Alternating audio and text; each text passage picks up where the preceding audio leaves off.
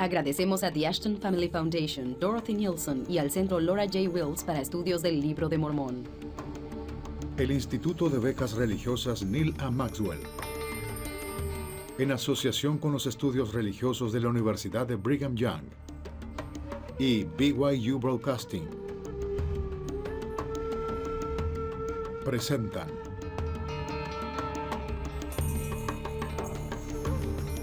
¿Quién es este antiguo personaje que aparece en el epicentro de la historia?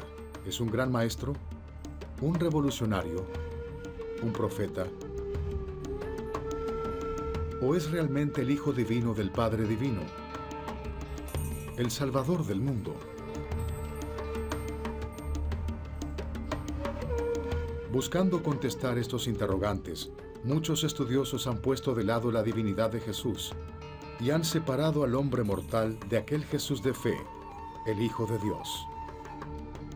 Hoy, intelectuales mormones buscarán unir de nuevo la historia y la fe, el estudio científico y la revelación moderna, y así lograr un mejor entendimiento de quién era y sigue siendo hoy Jesús.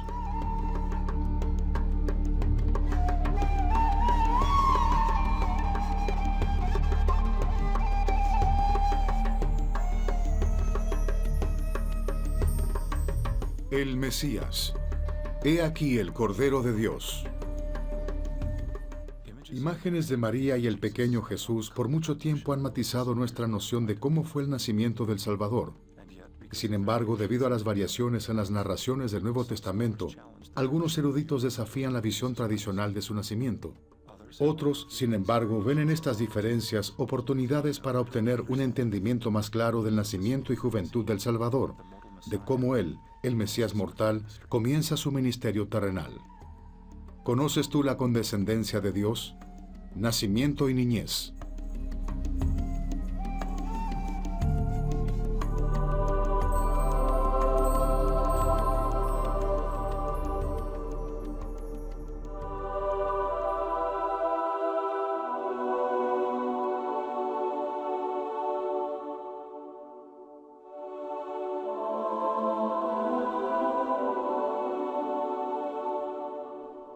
Manzana del Templo, Salt Lake City, Utah.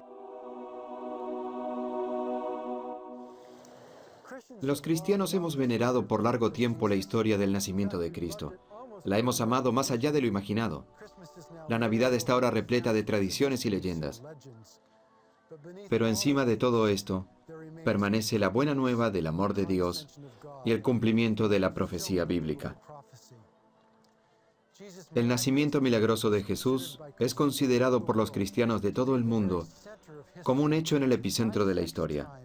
Parte el tiempo y divide las edades, por lo que la historia del nacimiento de Jesús es tanto central como adorada. No hay una parte de la historia de la vida de Jesús que haya sido tratada tan devotamente por los creyentes o tan criticada por los estudiosos. De hecho, los críticos han estrechado las discrepancias entre los evangelios de Mateo y el de Lucas. En uno, Jesús es recibido por reyes sabios. En el otro, es alabado por pastores. En uno, el bebé está en una casa, y en el otro está en un pesebre. En un evangelio parece que se narra desde el punto de vista de José, y en el otro desde el punto de vista de María. Así que hay diferencias, ambas en geografía y en genealogía, y aún en cronología. Pero la diferencia de detalles apunta a la fabricación entre las dos narraciones o pueden quedar integrados convincentemente para afirmar la credibilidad fundamental del canon.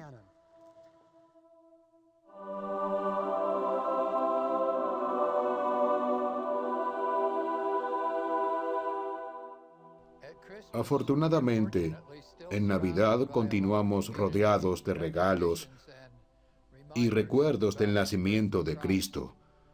Espero que siempre sea así. En el proceso, trataremos de mirar más de cerca los evangelios de Mateo y Lucas para entender realmente la verdadera historia de la Navidad.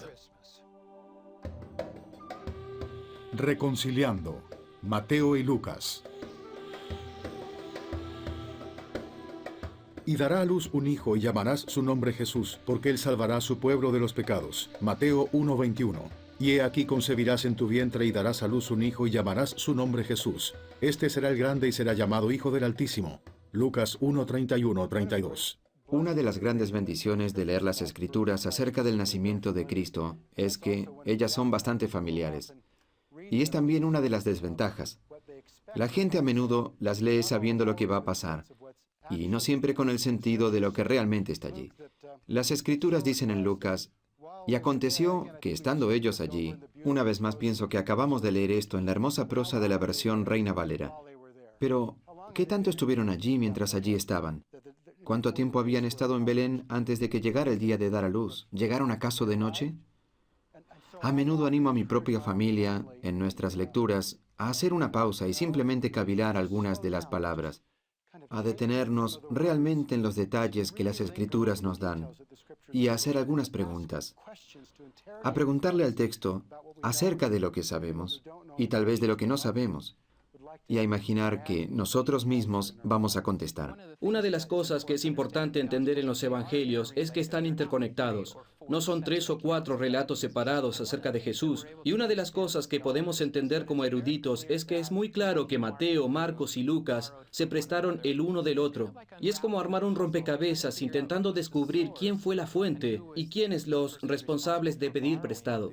La audiencia moldea en gran medida la manera en que Mateo y Lucas presentan sus historias acerca de María, José y el niño. Mateo le escribe a una audiencia judía. Esto es claro al comienzo del relato de su evangelio, cuando él comienza con una genealogía que termina en Abraham.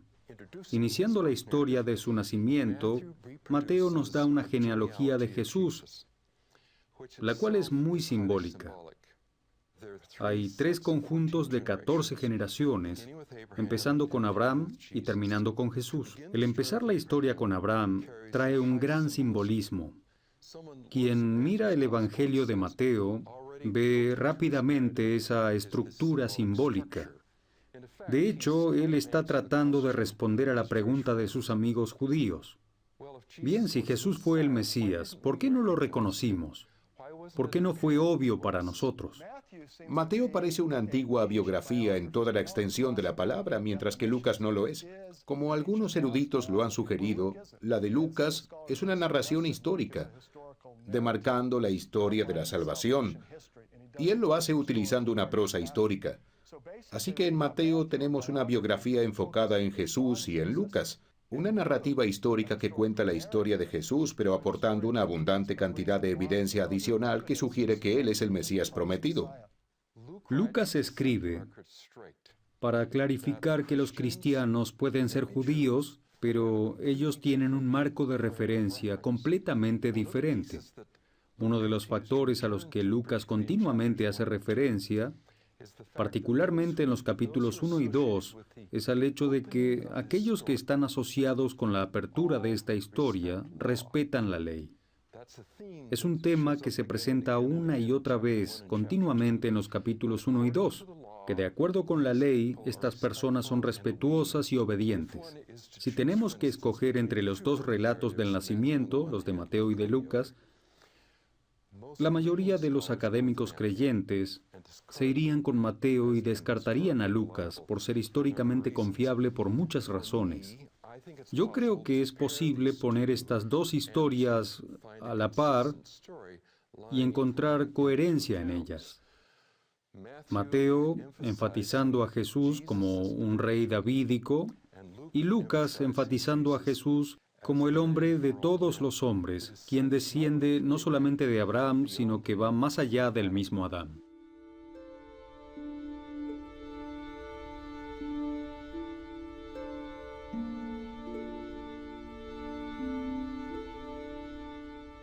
Nazaret.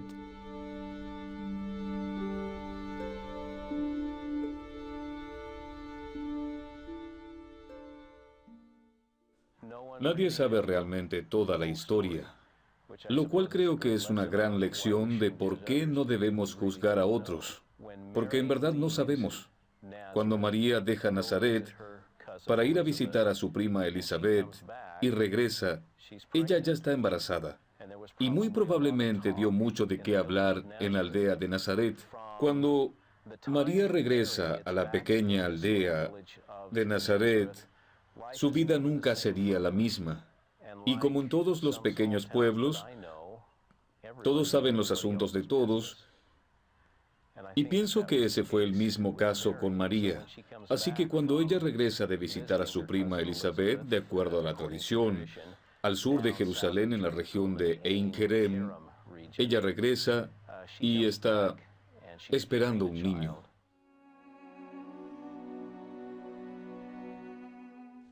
Y sucedió que miré y vi la gran ciudad de Jerusalén, y también otras ciudades. Y vi la ciudad de Nazaret, y en ella vi a una virgen, y era sumamente hermosa y blanca.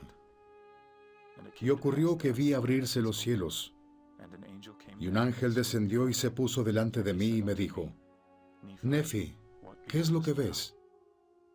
Y le contesté, una virgen, más hermosa y pura que toda otra virgen. María. El libro de Mormón proporciona detalles interesantes acerca de María. Primeramente comenzamos con la visión de María que Nefi tuvo 600 años antes del nacimiento del Salvador. Y una de las cosas que esto nos indica es que María fue preordenada para ser la madre del Salvador.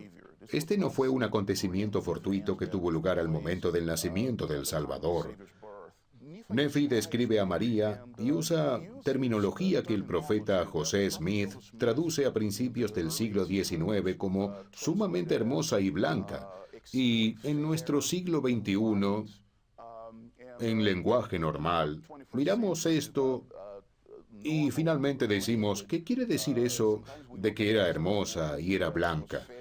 Bueno, si buscamos en el diccionario por la definición de estas palabras, vemos que Nefi probablemente no se refería solamente a las características físicas como su belleza, sino también a la idea de que ella era pura, inocente, preciosa e igualmente una mujer muy virtuosa.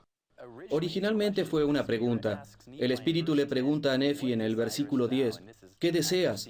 Y esto es después de haber visto el árbol, la visión que tuvo Ley del árbol. Y Nefi dice, deseo saber la interpretación de ello. Y en vez de darle la interpretación, el Espíritu le da más visiones. En el versículo 13, él ve, y en ella vi una virgen, y era sumamente hermosa y blanca. Continúa, una virgen más hermosa y pura que toda otra virgen. Y en el versículo 18, he aquí, la virgen que tú ves es la madre del Hijo de Dios según la carne. Versículos más adelante, el Espíritu le muestra más, y Nefi dice, vi de nuevo a la virgen llevando a un niño en sus brazos. Entonces el Espíritu le pregunta una vez más a Nefi, ¿comprendes el significado del árbol que tu padre vio? Y ahora Nefi puede decir, sí, es el amor de Dios.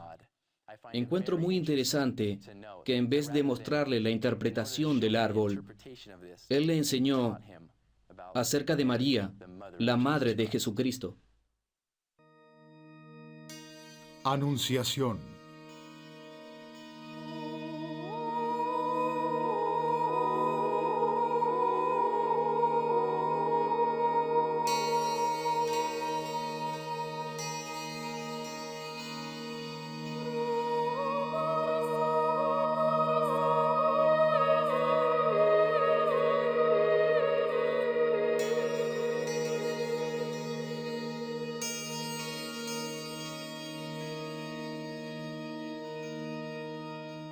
Y al sexto mes, Dios envía al ángel Gabriel a una ciudad de Galilea llamada Nazaret.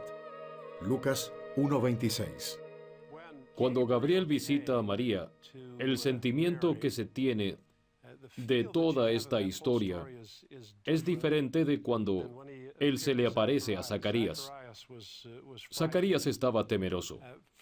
En el caso de María parece algo más natural y casi al punto de sugerir que ella está acostumbrada a experiencias espirituales y que quizás esta no sea la primera ocasión en que ella había sido instruida por un ángel.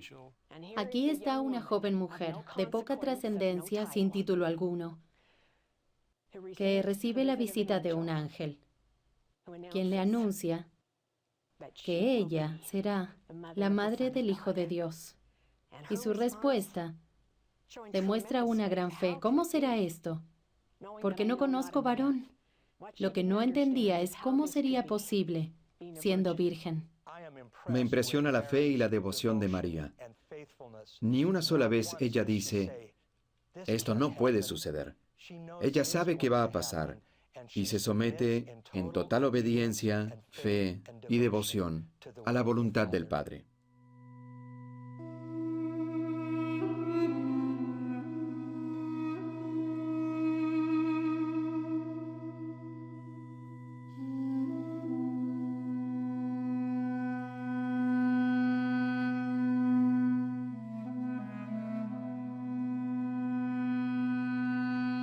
Nazaret. Muchos meses antes de que el ángel se apareciera a la joven María aquí en Nazaret, él visita en el templo de Jerusalén a un anciano sacerdote llamado Zacarías y le dice que su esposa tendrá un hijo y llamará su nombre Juan. Meses antes de que el Mesías naciera de María en Nazaret, el que iba a preparar el camino para el Mesías nace de Elizabeth, una prima de María. María y Elizabeth.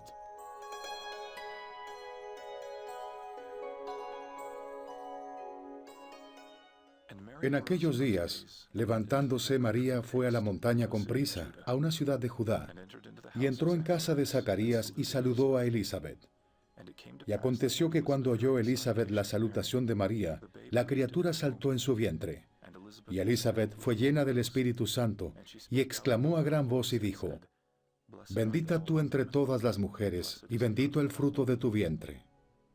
María, quien habría de ser la madre del Hijo de Dios, y Elizabeth, la madre de Juan, eran primas de acuerdo al Evangelio de Lucas.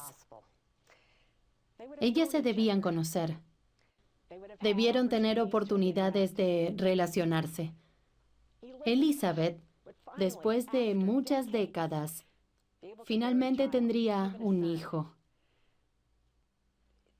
Cuando la noticia se empezó a esparcir por los alrededores de las colinas, todos debieron alegrarse por Elizabeth.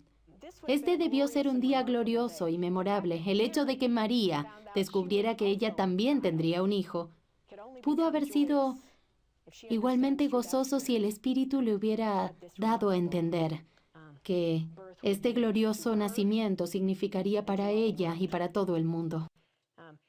María viene a visitar a Elizabeth como le pidió el ángel.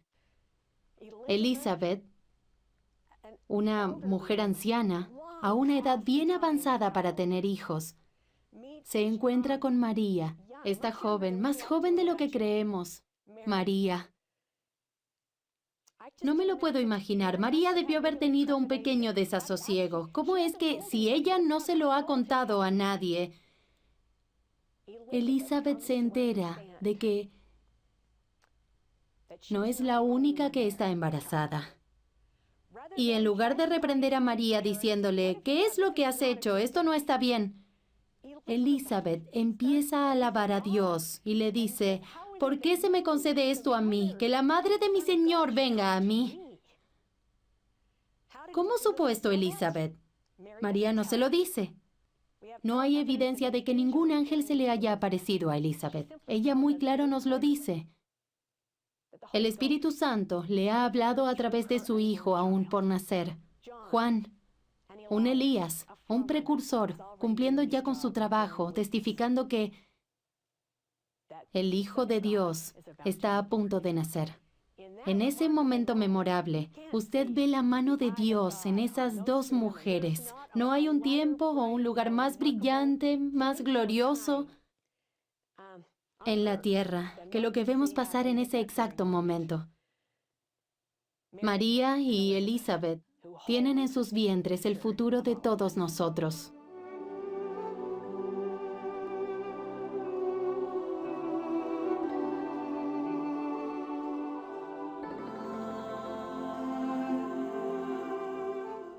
Estar en Nazaret nos da la oportunidad de reflexionar en los esponsales de José y María. En los días de Jesús, de acuerdo a las costumbres judías, cuando una joven pareja iba a desposarse, sus respectivos padres se reunían y hacían los acuerdos de la boda. A partir de ese momento, los jóvenes estaban oficialmente comprometidos. Generalmente, ese acuerdo duraba 1 año.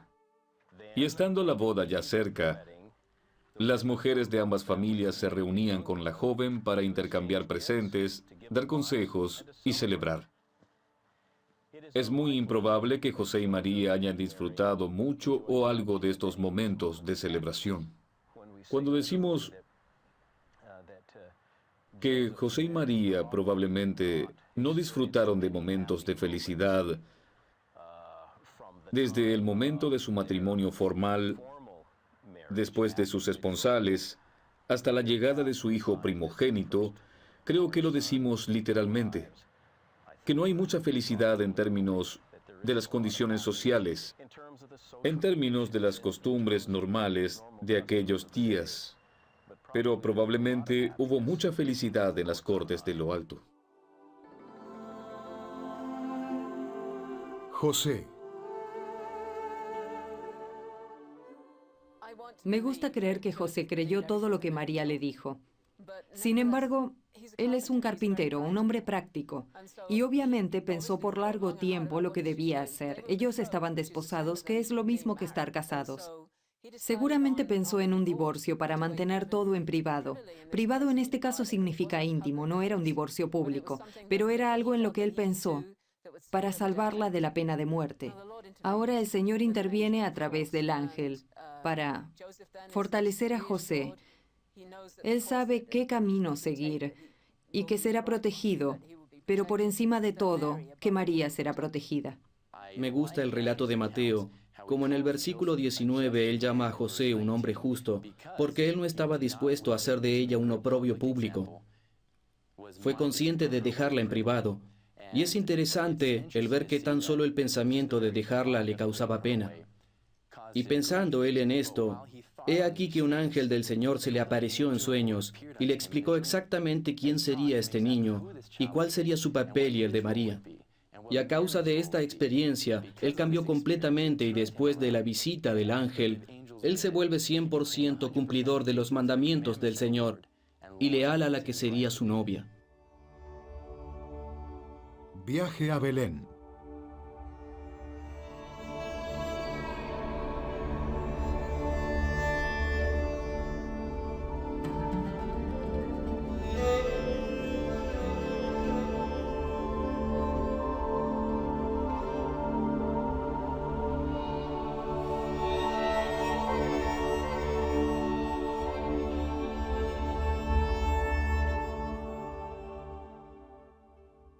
Belén está a 100 millas de Nazaret. Para ponerlo en términos de hoy en día, María a los 9 meses de embarazo se vio forzada a viajar en un burro por un camino montañoso. Es casi totalmente seguro que ellos estaban con otras personas. Hubiera sido muy arriesgado en esos tiempos intentar hacer la jornada ellos solos. Pero esto significa que tendrían necesidad de hacer paradas frecuentes. Y esto debió ser muy difícil para ella. Me imagino esto porque cuando ellos llegaron a la posada estaban solos y no había espacio para ellos. De alguna manera quedaron atrás. Imaginemos la incomodidad física de todo esto. Además, María se preguntaba, ¿cómo podré dar a luz al Hijo de Dios? ¿Cómo va a ser todo esto? ¿Qué debo hacer? ¿Cómo me debo comportar? Sin embargo, su fe era fuerte y ellos continuaron hasta llegar. Si la evidencia que Lucas nos da es correcta y las personas estaban llegando de todas partes para ser contados o quizás preparándose para pagar impuestos, y si era la primavera, como los santos de los últimos días lo creen, Jerusalén estaba atestada y aproximándose al festival de la Pascua. Tal vez no habría espacio en Jerusalén para todos. Por supuesto, esto es si le creemos a Lucas. Lógicamente, una de las cosas favoritas de las historias de Navidad es la imagen del malvado hostelero que no tiene un lugar para él. Pero aún así no estamos tan seguros como nos gustaría estarlo. Cuando decimos que no hay espacio en la posada, la palabra posada es la traducción del término griego kataluma, que puede significar posada o una parada para las caravanas, o que también puede ser un cuarto de huéspedes o un aposento superior. De hecho, la única otra ocasión en que Lucas usa el término es en Lucas 22:11, y es para el aposento superior que Jesús ha preparado para la última cena. Así que no tenemos todas las evidencias para recrear realmente todo lo que pasa en Belén. Podemos tener una pequeña comunidad recibiendo a los peregrinos de la cercana Jerusalén, o quizás a una pequeña comunidad sobreocupada por personas que vienen a registrarse en su lugar de nacimiento. Quizás fue simplemente que José trajo a su esposa a Belén porque allí él tenía lazos familiares y no tenía mucho espacio en la casa. El cuarto de invitados estaba lleno, ella estaba a punto de dar a luz, y el lugar más privado que encontraron era el establo.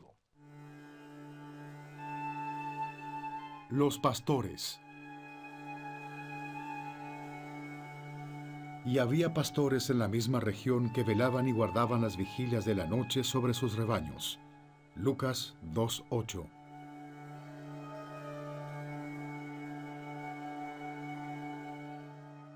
Lucas nos dice que los pastores estaban en el campo pastando los rebaños.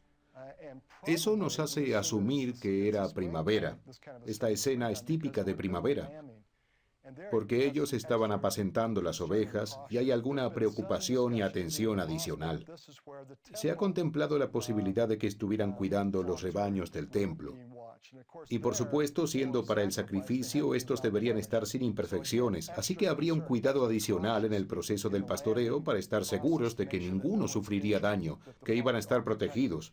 E igualmente, desde el punto de vista económico, este es el tiempo en que las ovejas son más vulnerables.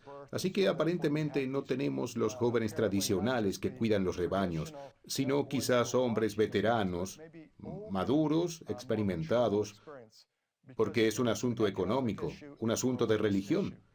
Y parece que en este momento ellos están en el campo, cuando de repente el anuncio del tan esperado nacimiento del Mesías finalmente llegó. Y los pastores, por supuesto, se regocijan.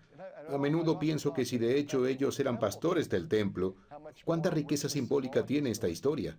Ellos están cuidando los corderos recién nacidos, que serán utilizados en los sacrificios más importantes y extraordinarios del templo, el cordero perfecto. Y en ese mismo momento estaba naciendo el Cordero de Dios. Cuando los ángeles se le aparecen a los pastores, esto debió ser, claro, inusitado aún para ellos. Al comienzo, los dos están asustados y aterrorizados. Es entonces cuando se dan cuenta del mensaje. Es algo que no les va a hacer ningún daño. Pero lo importante para mí es que ellos van deprisa. Estos pastores son creyentes y ellos están emocionados y ansiosos de ir. Y ellos van en dirección a Belén y empiezan a buscar a través de la ciudad, tratando de encontrar al Mesías. Algo así como cada uno de nosotros cuando sabemos del Hijo de Dios. Entonces debemos buscarlo y venir a Él y encontrarlo. Yo confío en el reporte de Mateo y Lucas. Mateo seguramente de primera mano, Lucas tal vez de segunda o tercera mano, pero basado en los relatos de testigos. Y pienso que es el relato de los testigos lo que resalta por encima de todo y me dice, sí, aquí hay un acontecimiento real. Un ángel visitó a ese sacerdote, un ángel visitó a esa joven mujer de Nazaret y visitó a esos pastores y la historia fluye de allí. Y yo lo acepto, yo la creo y yo la tomo al pie de la letra. La huida a Egipto.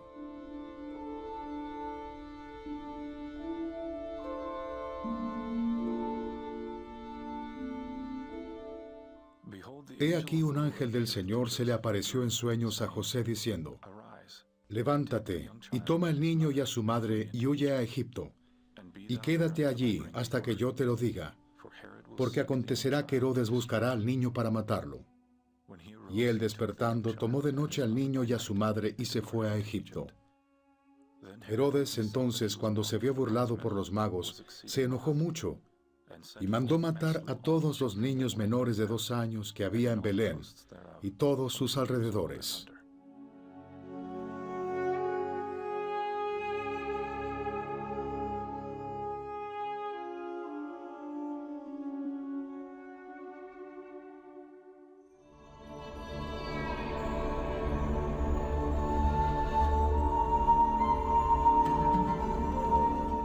Egipto.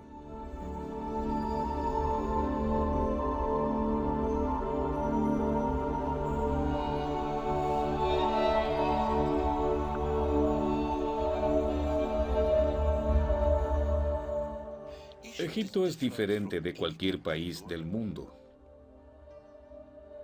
Sabemos que Herodes el Grande escuchó el nacimiento mágico de un recién nacido que sería rey de los judíos. Entonces Herodes, lógicamente, estaba temeroso de su reino. Si alguien más iba a ser líder de los judíos, esto amenazaría su reino. Entonces ordenó una búsqueda abarcando todo Belén para encontrar a este niño que había nacido. Y eso es exactamente lo que pasa. Entonces José el carpintero y María tienen que partir de Belén. Y el único lugar seguro para ellos es Egipto, un lugar seguro donde pueden escapar de este rey. Ellos se quedan en Egipto 3 años y medio. Y creo que por su temor a Herodes y su gente, ellos nunca se quedan en un lugar por mucho tiempo. Y es por esto que ellos van de un lugar a otro. Y esos son lugares santos para los cristianos hasta el día de hoy. Y es por esto que muchas iglesias se levantaron en los mismos lugares donde la Sagrada Familia vivió. Si usted visita lugares como estos, musulmanes y cristianos repiten los mismos milagros que Jesús realizó durante su visita a Egipto. Todo esto es una evidencia importante de la presencia de la Sagrada Familia en Egipto.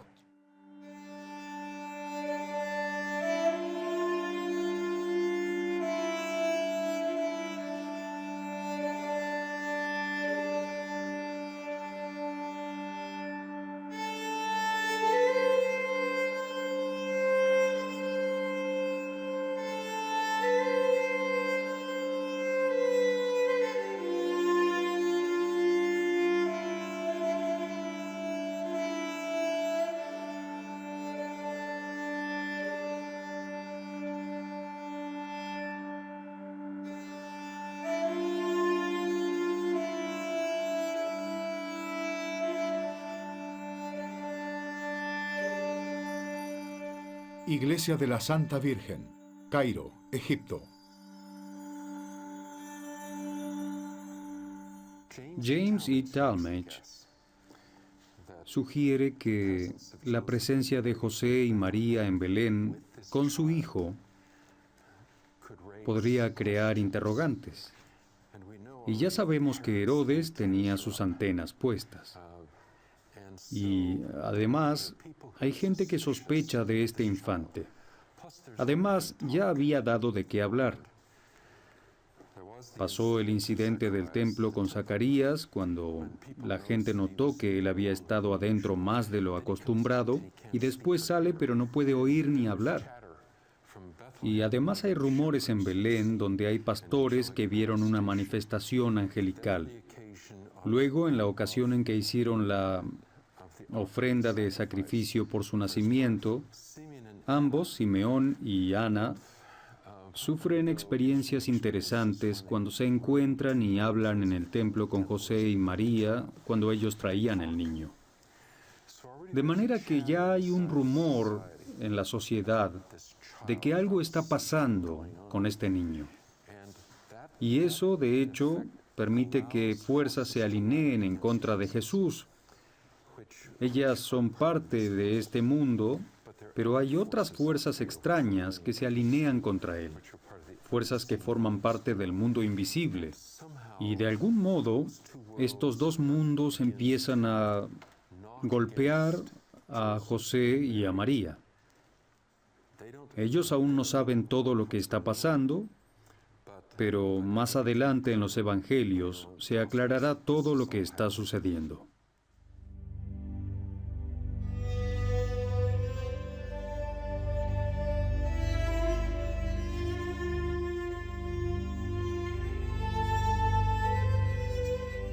Monasterio del Sirio Wadi Natrun, Egipto.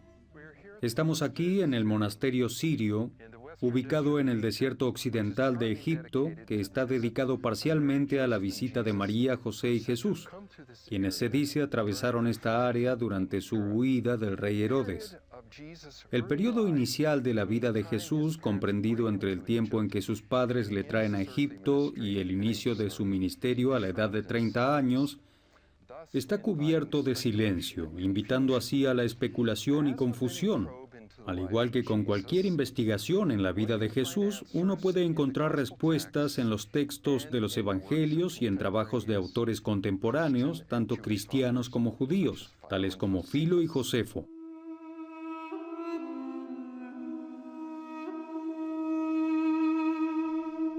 La tumba de Herodes. Herodes, habiendo sobrevivido el homicidio de su hijo por 5 días, muere, habiendo reinado por 34 años desde que obtuvo el reino por haber motivado el asesinato de Antígonas, Flavio Josefo. He aquí un ángel del Señor se le apareció en sueños a José en Egipto diciendo: levántate y toma al niño y a su madre, y vete a la tierra de Israel, que ya han muerto los que procuraban la muerte del niño. Y él regresó y habitó en la ciudad de Nazaret. Mateo 2, 19, 20, 23.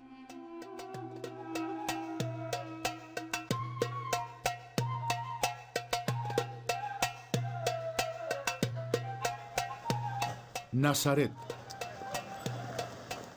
La ciudad de Nazaret, un lugar vinculado al nombre de Jesús, es el lugar donde creció desde la infancia hasta la madurez. En el tiempo de Jesús, Nazaret era una villa tan insignificante que ni se menciona en la mayoría de los registros de la época. Algunos académicos estiman que menos de 500 habitantes vivían allí. Lucas nos cuenta que en Nazaret, una joven mujer llamada María recibe la visita del ángel Gabriel, que le dice: concebirás en tu vientre y darás a luz a un hijo, y llamarás su nombre Jesús. Mateo registra que después de que la familia huye a Egipto con el niño, María y José regresan a Palestina y se ubican en la villa de su juventud. Aquí, desconocido en las calles de Nazaret, camina el Dios de Abraham. Infancia. Muchas personas se han preguntado por qué no se habla de la infancia de Cristo en las Escrituras. Apenas tenemos ese versículo, pero muchos han tratado de llenar los vacíos de este tiempo. Algunas partes de la literatura apócrifa hablan acerca de su infancia y lo que hizo cuando crecía. Por alguna razón el Señor ha decidido que esto es algo que no necesitamos saber. La tendencia natural de los seres humanos es llenar estos vacíos. Y hay al menos antiguamente muchos evangelios de Jesucristo que vinieron con toda clase de historias extraordinarias, donde Él trabajó la madera en el taller de su padre, que Él hacía que los animales hicieran lo que Él quería, y que hizo toda clase de maravillosos milagros. Todo esto, por supuesto, es pura ficción. Los escritores de los evangelios no escribieron mucho acerca de esto porque realmente no era tan importante. Festividades, templo, sinagoga, hogar, eran componentes muy importantes de la crianza de un niño judío. Se le enseñó el estudio de las Escrituras. Recibiendo esta enseñanza en casa, en la sinagoga o en el templo, este era un aspecto muy importante de su vida. Todos los días debieron hacer sus oraciones, lo que nos lleva otra vez a las Escrituras. Se trataba de un hogar piadoso, un hogar ortodoxo, devoto. Había coincidencias significativas entre la vida seglar y la religiosa, y probablemente la sinagoga era el centro de instrucción escolar judía. Y por supuesto es impactante que mientras se instruía en las Escrituras, Jesucristo en realidad aprendía sobre él mismo, las profecías que sobre él se habían escrito, su vida. El niño Jesús.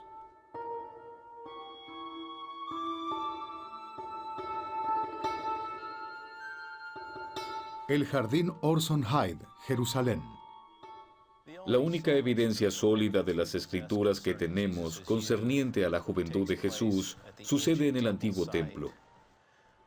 Cuando Jesús tenía 12 años, sus padres lo llevaron a Jerusalén para la celebración de la Pascua. Fue en esa ocasión que Jesús enseñó en el templo. Cuando sus padres, José y María, estaban de regreso hacia Nazaret, alrededor de un día de camino de Jerusalén, ellos descubren que Jesús no se encuentra con ellos y entonces regresan a Jerusalén a buscar a su hijo.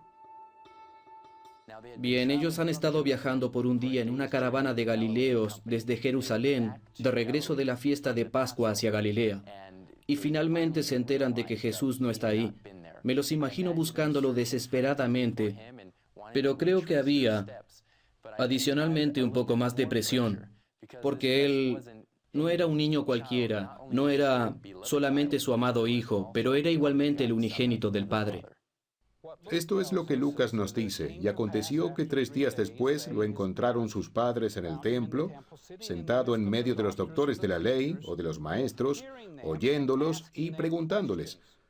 Pero si usted lo nota en el pie de página, ahí nos dice, y ellos lo oían y le hacían preguntas. Así que realmente fue al menos un diálogo, porque él les enseñaba algunas cosas a ellos.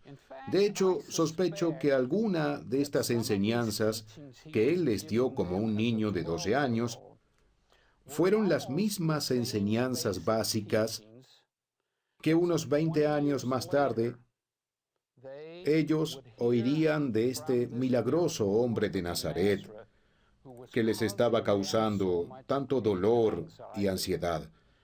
Pero de un joven de 12 años, ellos pueden tomar esa clase de preguntas y de ideas. Él no era ninguna amenaza para ellos. Obviamente, unos 20 años después, como adulto, enseñando las mismas reglas básicas, ellos lo consideraron una gran amenaza para su poder y autoridad.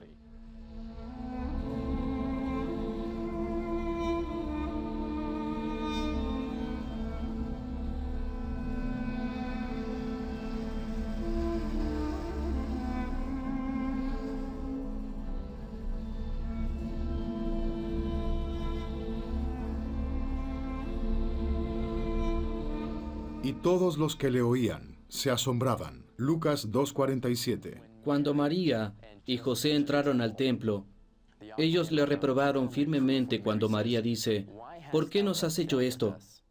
He aquí tu padre y yo te hemos buscado con angustia. Es interesante ver la respuesta de Jesús. Entonces él le dijo, ¿por qué me buscabais? ¿No sabéis que en los asuntos de mi padre me es necesario estar?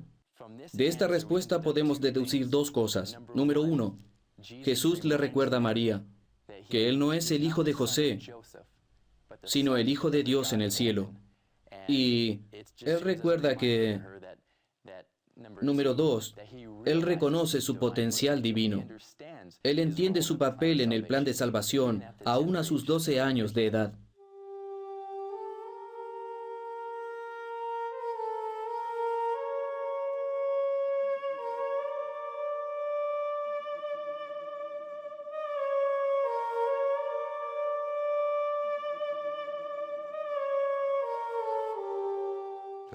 Yo creo que el hecho de que Él nace hace un énfasis real en la naturaleza de su experiencia entre nosotros.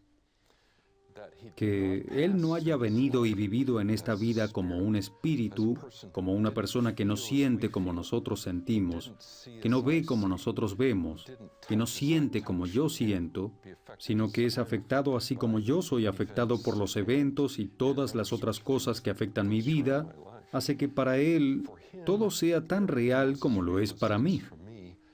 Así que Él me entiende. Campo de pastores, cerca de Belén.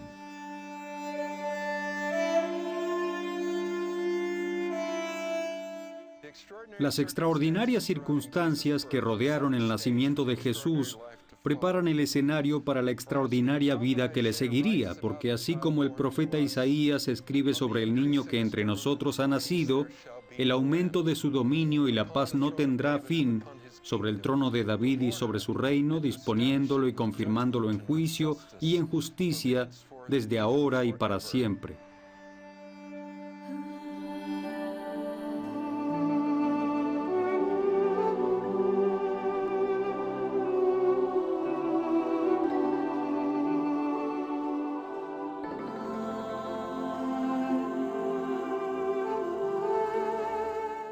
La noticia del nacimiento de Jesús de Nazaret, en las más humildes circunstancias, ha resonado a través de los siglos con reyes y labriegos.